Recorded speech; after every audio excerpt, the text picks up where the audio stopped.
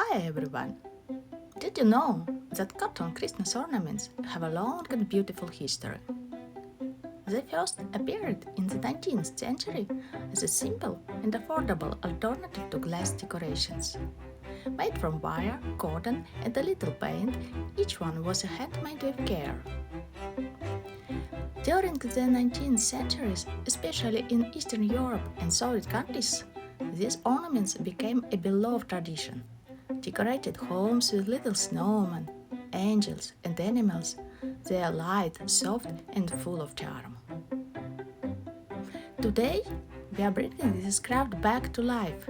Making cotton ornaments is not just about decoration, it's about creating magic with your hands, a piece of warmth and nostalgia for your home.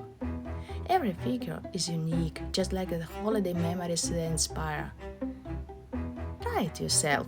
It's a journey to the past and a gift to the future.